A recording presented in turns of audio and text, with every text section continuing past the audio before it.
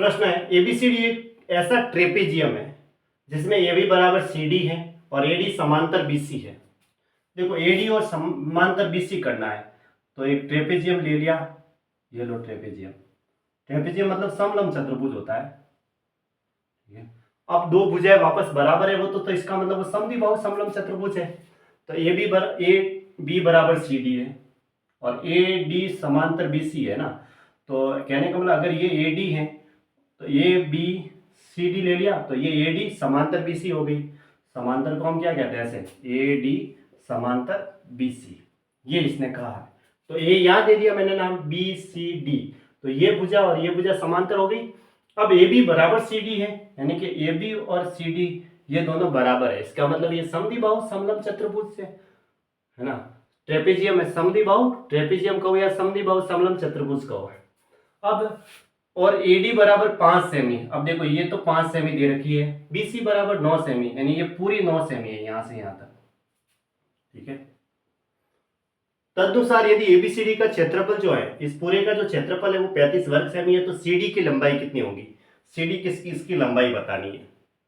तो ये समद्विबाहु समलंब चतुर्भुज है क्योंकि यहाँ दो भुजाएं बराबर है और ये समांतर भी है, ठीक है। तो अब यहाँ से अगर ये जैसे अगर मैं यहाँ से ये लंब डाला तो यहाँ से भी ऐसे ही लंब डाल सकते हैं।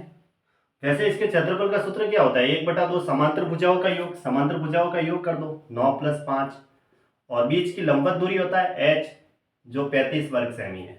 तो 9 और 5 14 हो गए, 14 में 2 से काटेंगे तो 7 बार जाएगा, 700 इसे काटेंगे तो 5 बार जाएगा, h बराबर 5 आएगा, यानी ये हाइट जो आई है वो 5 आई है, ठीक है। अब यहाँ से हमने यूँ लंब डाला तो ये समद्विबाहु समलंब चतुर्भुज था, तो ये अगर 5 है तो फिर ऐसे यूँ हम लंब डालेंगे ऐसे, तो ये भी कितनी हो गई 5। अब 9 में से 5 गए तो बची कितनी, 9 में से 5 गए 4, तो 4 है तो फिर 2 ये हुई और 2 ये हुई, क्योंकि ये समद्विबाहु समलंब चतुर्भुज है।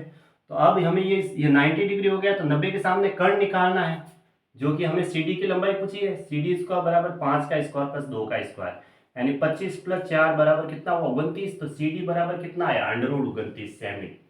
बस ये इसका आंसर हो गया है ना, √29 सेमी, यानी कि ऑप्शन ए राइट है इसका। ये होता है समद्विबाहु समलंब चतुर्भुज में। ऐसे एक आयत ABCD की भुजा AB को XYZ बिंदुओं द्वारा 4 बराबर भागों में बांटा गया है, तदनुसार क्षेत्रफल त्रिभुज, देखो पहले तो त्रिभुज का है ऊपर XYC यह बटा क्षेत्रफल आयत ABCD कितना होगा, ठीक है। अब ABCD को भुजा को क्या किया, AB को XYZ बिंदुओं द्वारा 4 भागों में बांटा गया, 4 विभाजित भाग किए, ये एक भाग, ये दूसरा भाग, ये तीसरा और ये चौथा। अगर मैं अब आंसर हमें अनुपात में चाहिए, तो अगर मैं इसको 1 दूं तो ये भी 1 है, ये भी 1 है और ये भी 1 है, ऐसे समझ लो। अब पहले ऊपर क्या है, त्रिभुज XYC का क्षेत्रफल का, इसमें X Y ये रहा और Z ये है, तो XYC का ये XY लिया और C तक, यानी कि ऐसे इसको मिला देते हैं।